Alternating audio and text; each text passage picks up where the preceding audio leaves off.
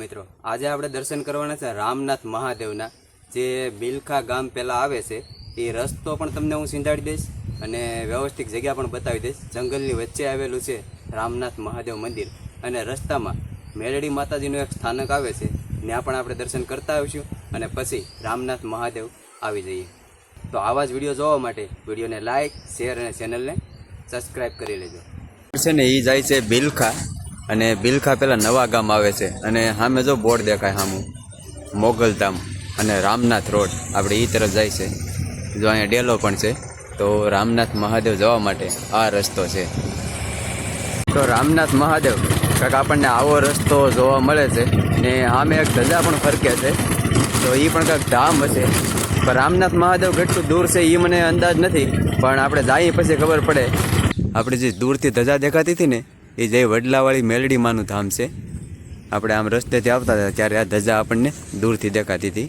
તો રસ્તામાં મેલડી માનું એક ધામ આવે છે, તો એ પણ તમને દર્શન કરાવી દઉં. બહુ એટલે બહુ શાંત અને સુંદર જગ્યા છે, જે વડલાવાળા મેલડી માતાજીનું સ્થાનક છે. અને બાજુમાં એક નદી જેવું પણ છે, જ્યાં પાણીને બધું ભરેલું છે. અને હાલો તમને પહેલાં મેલડી માતાજીના દર્શન કરાવી દઉં, જે વડલાવાળા મેલડી માતાજી કહેવાય છે.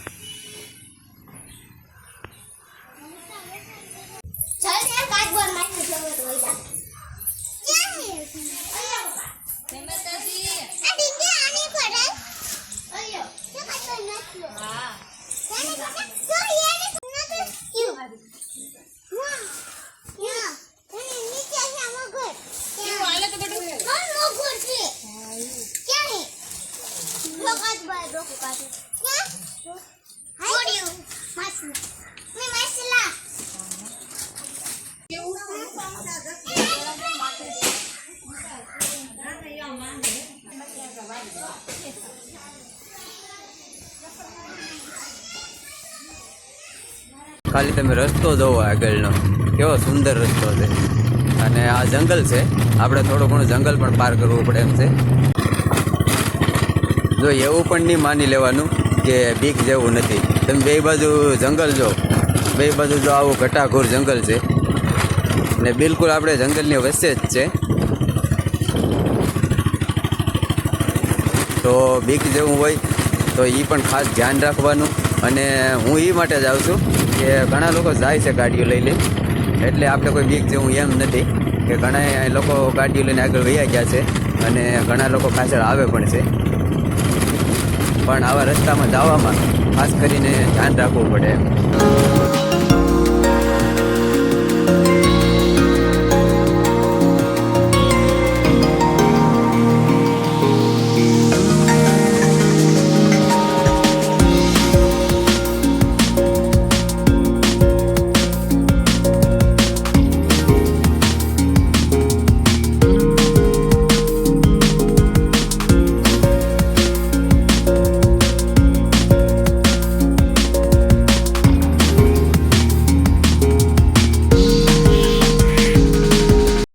તો રામનાથ મહાદેવ આપણે પહોંચી ગયા છે. બહુ એટલે બહુ સુંદર જગ્યા છે અને બહુ સુંદર જગ્યાનો અનુભવ મને થયો છે અહીંયા આવીને. હજી તો આપણે ઉપર જઈએ છીએ, બસ જો સામું દેખાય છે એટલા પગથિયાં આપણે ચડવાના છે. આજુબાજુનો નજારો એકદમ તમે જોવો ને તો નેચરલ છે. ને આજુબાજુના ફરતી નાના નાના જે ડુંગરાઓ છે એનો નજારો પણ બહુ ખૂબ સુંદર આવે છે.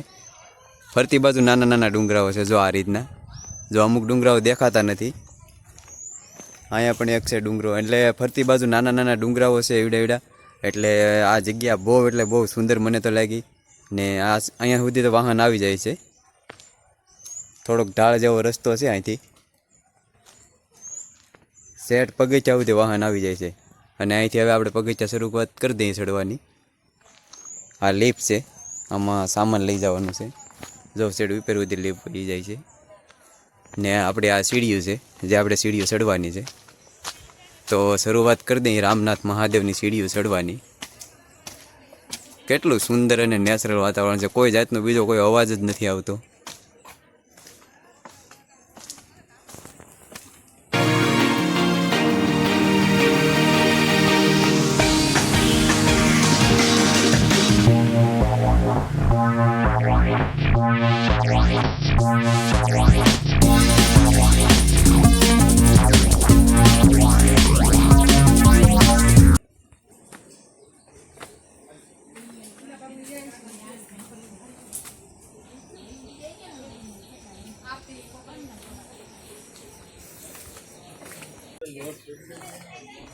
હા મંદિરે પહોંચી જશે આપણે.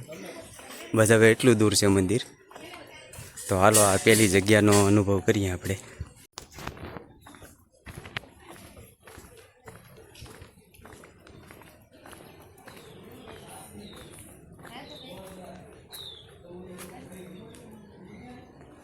બાજુમાં પણ જોવો જગ્યા, એકદમ જંગલ જેવું છે બધું વાતાવરણ. અને અહીંયા મંદિર છે, રીતે જવાનું છે આપણે.